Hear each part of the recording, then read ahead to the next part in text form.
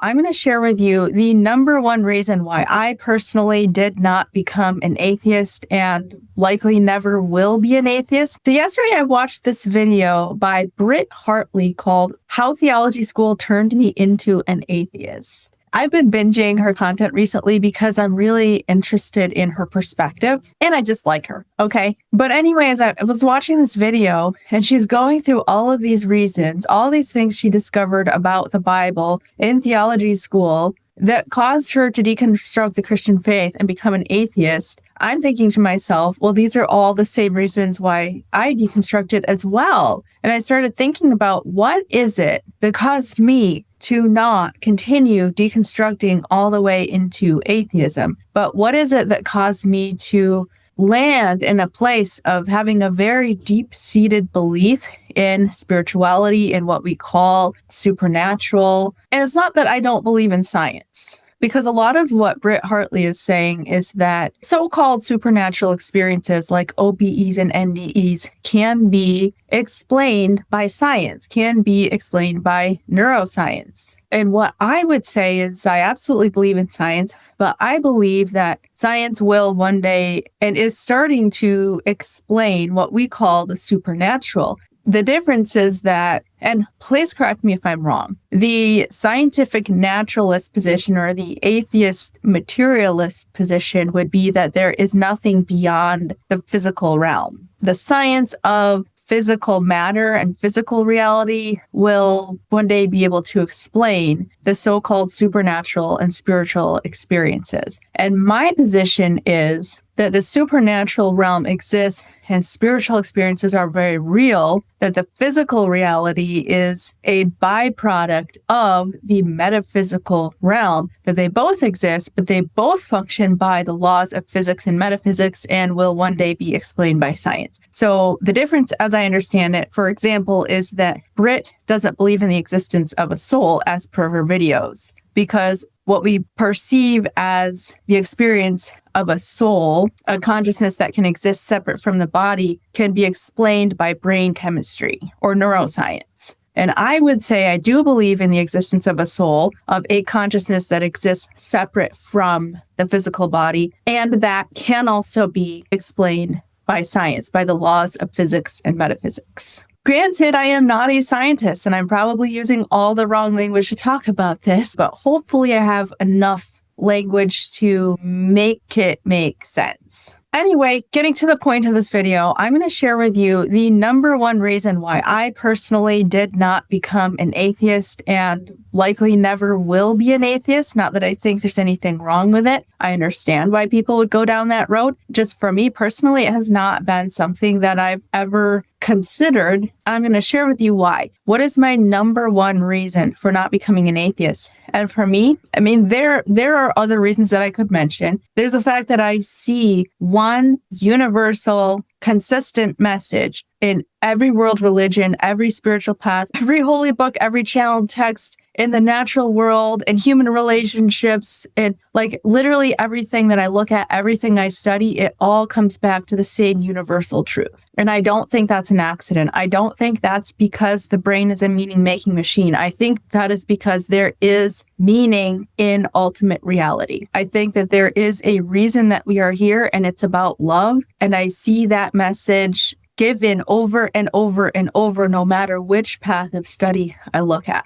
But even above and beyond that, the main reason why I never became an atheist is because my life has been immersed in spiritual experience that, in my opinion, cannot simply be explained away by scientific naturalism. The idea that consciousness is a creation of the brain rather than the other way around. I believe that consciousness is primary, and I believe that the amount of spiritual experiences that I had in my life have led me to believe that. There's 5 categories of spiritual experiences that I have had. I've experienced what I call downloads my entire life since the time I was a child. I don't even remember what the first download I had was because I was so young, but it was to the point where by the time I was a teenager, people in my life would give me their questions and ask me to go ask God. At the time I was a Christian, and they would ask me, can you go ask God this for me? So I would open the channels, get in the right frame of mind. I'd ask the question, I'd receive the answer, and then I'd go give it to them. So there's downloads, there is expanded awareness experiences, which I'll share with you the details in a minute. There's precognitive dreams and knowings, also known as clairsentience or words of knowledge if you're a Christian. I've had a whole journey with law of attraction and manifestation, including instantaneous supernatural physical healings. And then finally, I've had the profound spiritual experiences like the pre-birth memories and the out-of-body experience that I had as a teenager. So I will give you a little more detail on some of these spiritual experiences and why they've been so convincing to me. And then I'm actually going to play a video of Britt's called What Science Says About Near-Death Experiences. I'm going to play some clips for you and give my reaction as to why she believes that science can explain these spiritual experiences. And I'm going to give my reactions to those clips. So let's get into it. My personal spiritual experiences started before even my birth because I was born with pre-birth memories of divine light and bliss. Could this be explained by brain chemistry? Perhaps. I'm not going to say that it couldn't, but the likelihood of it being explained by the brain, it's just really a stretch for me because these memories are beyond anything that can be experienced. They were so profound for me that they made me who I am. Everything I have done in my life has been because of this memory of bliss. My entire personality is shaped around it. Every decision that I make is about, is it bringing me closer to this bliss? Is it helping me to bring this bliss into this world? Is it helping me to embody this and let others experience it through me? Absolutely every decision that I make is because of my pre-birth memories and because I want to experience that bliss again and because I want to make it real in this world, because I want other people to be able to experience it. And then all throughout my life, I've experienced what I've called downloads, which oftentimes happen when I'm specifically seeking an answer for something. And I can never get these downloads when I'm in a state of striving, trying to get an answer, frustrated because it's not happening, angry, stressed. When I'm in that state of mind, the downloads will be blocked. But consistently throughout my life, as soon as I'm able to shift into a state of openness and receivership, they drop in. And people ask me, how do you know it's not just your mind making things up? And how do you know it's really coming from something beyond? And it's very simple. If I'm trying to get an answer, if I'm thinking about an answer specifically in words, if I'm thinking in words, if I have any stress or worry or frustration in my system, it's absolutely my brain. I know it's something beyond when it comes in without my help. When it just drops in, it drops in as a whole package of information that I then have to translate into words. It's really hard to explain if you haven't experienced this, but it's like, think about a zip file being downloaded on your computer and then you have to unzip the individual files. When the zip file drops in, you know everything in an instant of awareness. The message is beyond words, beyond pictures, beyond concepts. It is what it is, and it's the whole thing. And then you translate it into words. You understand it in terms of pictures. So here's an example of when this happened to me recently. In the spring, I was really struggling financially with my business. I got to the point where I was at the end of my rope. I was in desperation, like I have tried everything that I know to do and nothing is working. And if I can't get this off the ground, I'm going to have to go get another job. And I remember vividly, I was sitting in my car waiting to go in and pick up my daughter from a theater performance. I was having this conversation with God and I said, I'm at the end of my rope. If the podcast is supposed to work out for me, then make it happen. And if I'm supposed to get another job, then just show me which one. And as soon as I got to that place of surrender, this download dropped in. It came in with this entire knowing, which I'm now going to translate into words and pictures for you. The translation of words is, if you knew that this was all the money that you would ever make, how would you choose to live your life? And the pictures included things like me gardening on my acre of land, having bonfires with my kids, watching the stars come out, seeing the aurora from my backyard, snuggling with my cats on the couch, going hiking, swimming in the river, all the things that bring me so much joy that I already have in my life. And the clear message was, stop focusing on trying to make something happen and wrapping your worth and identity up in how much money that you make, and start putting your focus on all the things that you already have, the dream life that you're already living, and be present moment to moment. How much money you make does not define you. The only thing that matters is how you show up with love in each moment. That is the only thing that matters at the end of the day. And the job that you have that pays for this beautiful life does not matter. How you show up in love in each moment is what matters. So you do that and let me take care of the rest. So that's an example of what a download is like. It's all of this information packaged up into this nice little packet that just drops in and then unwraps itself into your awareness. And as a side note, when I started living the way that this download told me to live, when I started just living moment to moment in presence and trust, my income skyrocketed over the next couple of months and got me through the summer without having to worry about how I was going to pay the bills. Another type of spiritual experience that I've had regularly is precognitive or clairsentient knowings. And this has happened in the form of dreams. I received a message in a dream a couple of times about a person in my life that was about to embark on a rough patch and that they would need my help and support. I received a message in a dream when it was time for me to stop being a stay-at-home mom and get a part-time job. And by the end of the week, the perfect job had landed in my lap. This was years ago. Even more than dreams, there's just been knowings that have happened in the waking world. So, for instance, I knew both times we were supposed to have major moves in our life before they happened. When it was time for us to get out of low-income housing and get our first house, which of course we had been fighting and struggling for years. I was walking up to my house one day. I saw that the landlords had somebody come in and trim the trees in a very lopsided and a not as aesthetic way. The sight of the tree came along with this flash of knowing that just expanded into my awareness, and I knew our time at this place is over. Sure enough, events just snowballed very quickly, and we ended up buying our first home before the end of the year. And then when it was time for us to move out of that home and back to Michigan, the same exact thing happened. Now, we had been trying to move back to Michigan for years. A couple of times we thought we had things lined up and circumstances conspired to keep us from moving. But then one day I drove up to my house. I was pulling up in front of the driveway. And again, I had this flash of expanded awareness, and I knew. I felt this emptiness connected both with the house and the state of Montana. And I knew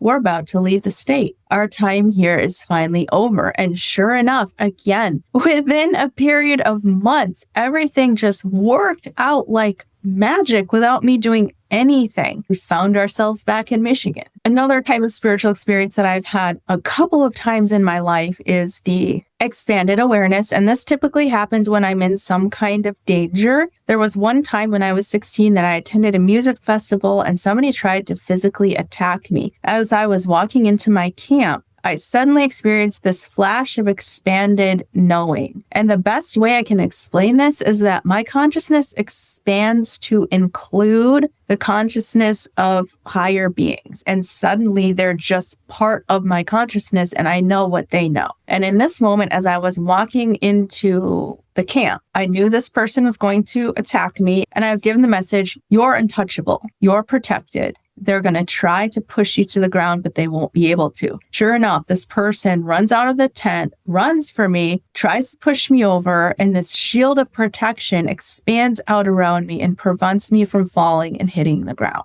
Another time that this happened, I was driving on an icy road and I started to swivel in and out of my lane like this as I was coming up to an intersection. Suddenly, my consciousness expands to include the awareness of my guides who were above my car. I become aware of their communications. And again, none of this is happening in words, but I can translate it into words for you. The message that I heard them having with themselves was, it's not her time, let's get her back on track. And I had this knowing that they pushed my car back into my lane. The fourth type of spiritual experience I've had is this whole journey with law of attraction, which I have shared in depth in other videos, but that has included multiple miraculous physical healings. The fifth type of spiritual experience that I've had, again, is the more profound spiritual experiences like the pre-birth memories and the out-of-body experience that I had when I was 18 or 19 years of age, which I have talked about at length in other videos. But I experienced divine bliss and love beyond what can be described or experienced in this world. And then I entered a higher state of ultimate knowledge in which I asked tons of questions and received massive downloads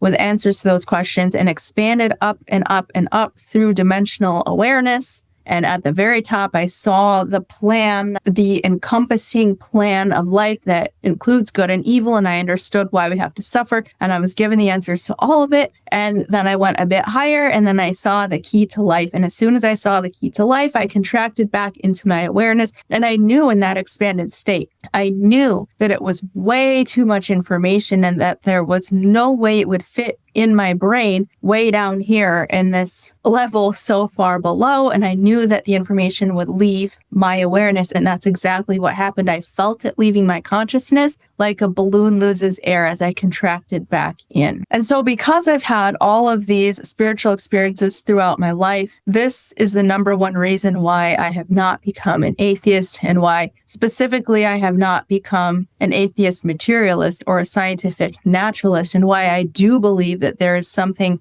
beyond the physical. Now, ultimately, like I said, I believe it's all one and the same thing. The physical and metaphysical are all part of the same thing and will be one day explained by science. But I do believe that that other reality is out there. Now, what I want to do is play some clips from this video from Britt Harley entitled What Science Says About Near-Death Experiences and why she believes that things like out-of-body experiences and near-death experiences can be explained by neuroscience. And I'm going to share with you why I disagree. Now, keep in mind, I'm not a scientist. I'm just going to give you my honest thoughts on this as somebody who has interviewed near-death experiencers and studied near-death experiences for the last 10 years. So there's one part of the brain in particular called the TPJ. It sits at the intersection of where your brain processes vision, touch, balance, and body awareness.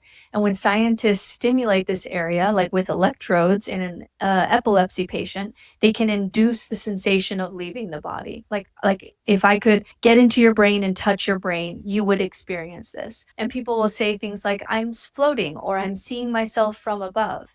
And this happens even though they're still lying on the table fully awake. So in 2007, researchers in Switzerland conducted a famous experiment where they used virtual reality and this tactile stimulation to mess with somebody's body perception. It's a wild study, honestly. So here's how it works.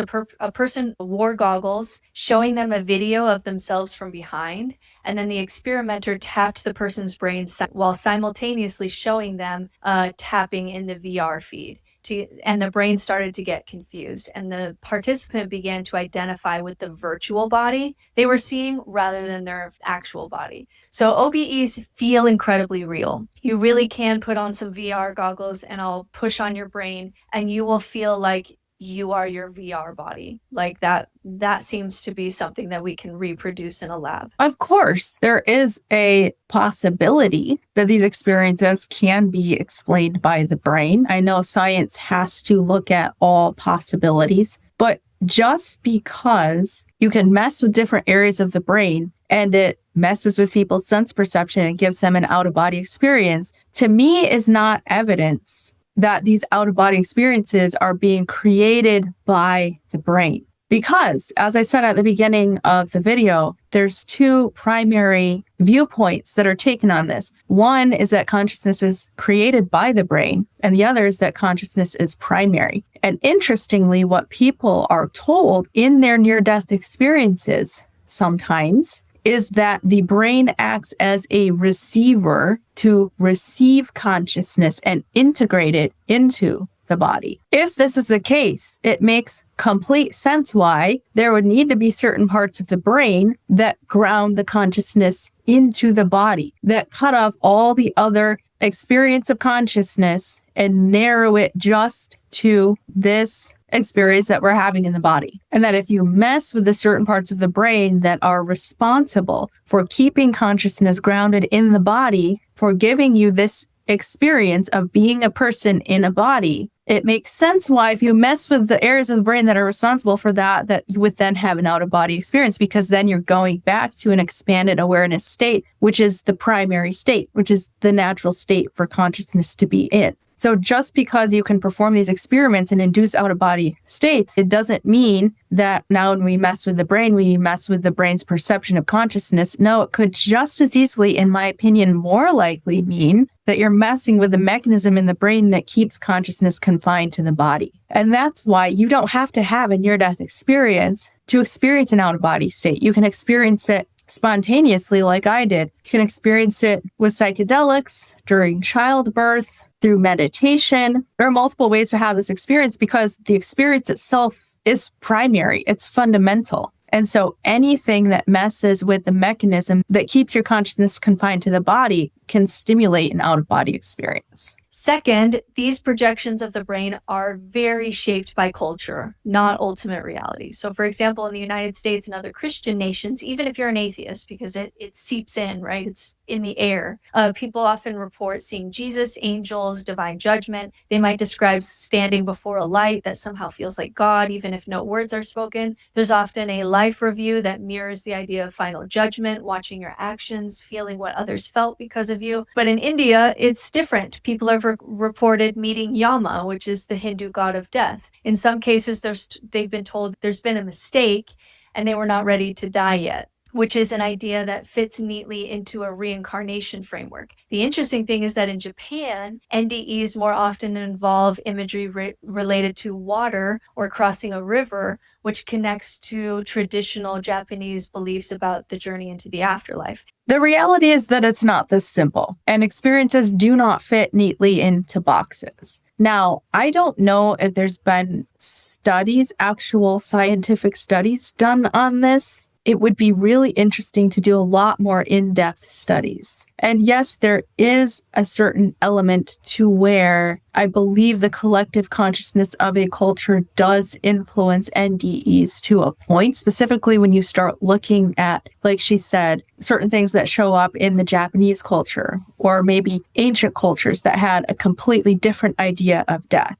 And in near-death experience accounts, people will be told things like this, that to a certain extent, a soul will be given a setting that is familiar and comforting to them. It's a co-creation. The near-death experience is a co-creation between the soul having the experience and the entities that are there to help them. And so certain elements of the experience, like maybe the river that shows up in the Japanese culture that she's talking about, will be created specifically to give the soul comfort because it's in alignment with their beliefs. So that does happen. However, it does not happen all the time. Simply going off of my experience with interviewing near-death experiencers over the last several years. And this is why I say it'd be interesting if there were statistics about this, because all I can really give you is anecdotal evidence and what I've seen for myself. And the information that's on the IAN's website backs up what I'm about to say, which is that it is not cut and dry like that at all. She mentioned reincarnation showing up in cultures that believe in reincarnation. But here in America, Christians have near-death experiences all the time and are shown past lives and are told that reincarnation is true. Christians in America have NDEs all the time and come back non-religious because their NDE didn't support their religious beliefs. They might see Jesus, they might see God, they might see figures that align with their religious beliefs, but then those figures tell them that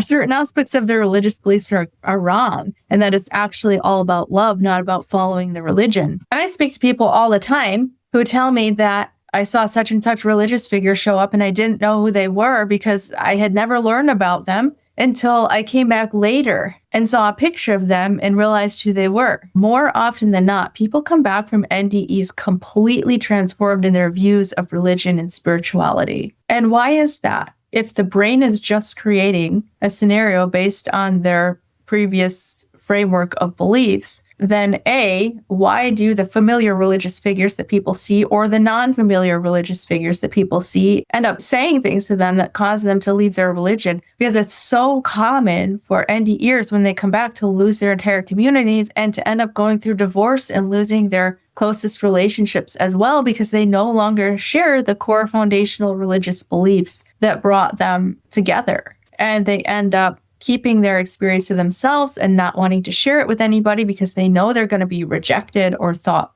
crazy. And then they oftentimes come back with this mission, like they're given this mission of what they're supposed to do. And it's always, almost always across the board, the same mission. It's be more loving. Be more present. So this is where I can hear you. I can hear you already saying, this story, they couldn't have known this. They couldn't have known that the doctor said this. They couldn't have known that their mother-in-law was in the hall having this conversation or whatever. They couldn't have known their eyes were closed. They couldn't have known that the doctor had mustard on his tie. First of all, you have no idea what your brain knows. You have no idea. You get 11 million bits of information per second. Your conscious mind pays attention to 20 bits of information per second. Yes, I remember learning about this when I was in school, that we receive so much more information than we consciously are aware of. But most of this information, unless there's updated science that I'm not aware of, most of this information does not get stored in your short-term or long-term memory. It just kind of like passes right through the system and you're not consciously aware of it. So then she goes on to argue that because your brain takes in all this information, we can't discount the possibility that in a near-death experience, all this information is somehow now being remembered in a hyper-real scenario. Is that possible? Of course it's possible. Of course it should be explored, and I want science to explore these possibilities, but I think it's a lot more likely. If we talk about what's most likely here, it's more likely that the person had an out-of-body near-death experience, especially when you start talking about how sometimes people become aware of conversations that are happening in completely different parts of the hospital, in different rooms, way down the hall, or on different floors. How people leave the hospital entirely and go see what their family is doing at home. How is the brain taking in that information that's happening in a completely different part of the world? And again, I know that this stuff isn't necessarily easily scientifically measurable. Sometimes you have to take the word of the person that they had this experience and they heard this conversation happening between their husband and children at home, or whatever the case may be. So there's a lot more study that does need to be on this. But if you're going to present me with the two options that suddenly the person's brain starts remembering and creating into a hyper-conscious reality that's more real than anything that happens in this world, taking in all this information that doesn't even normally get stored in short-term memory, the brain is normally not consciously aware of, and somehow the process of dying and coming back to life makes them hyper-conscious of everything that happened in the room during the time when the brain waves were leaving and then coming back in. Or we have the possibility that the person had an out-of-body experience and was conscious during that experience and saw these things happening as a disembodied consciousness. I think the second option is more likely, personally. Now let's talk about the life review, because this one's interesting. When someone is near death, their brain may be doing one last full system scan, accessing deep emotional memory to make sense of what's happening. The brain may be trying to contextualize what's about to occur by looking back over everything that led to this moment. Some researchers call this final integration a kind of psychological reckoning or narrative closure, where the brain is just trying to sort through things in order to make sense, but it's also running out of oxygen to be able to do that. And so it just kind of shows up at these random memories. The memories aren't random, though. That's the thing. People usually describe experiencing a hyper-real reliving of their life events, oftentimes from birth up to the point of death, and they experience it from their own perspective as well as the perspective of everybody else that they've interacted with. So it's not random. Sometimes they experience only the most important parts of their life, or certain memories are pulled out for specific reasons and specific lessons. And also, if the brain is simply going over memories of its life as a way to make meaning out of the upcoming death experience, then why and how do people experience things from everyone else's perspective? And in the NDE, the life review is often used as a tool to help the person come to the decision that they're not done and they need to go back to their life. How can that be explained by the workings of a dying brain? I just think that there is way too much that points to consciousness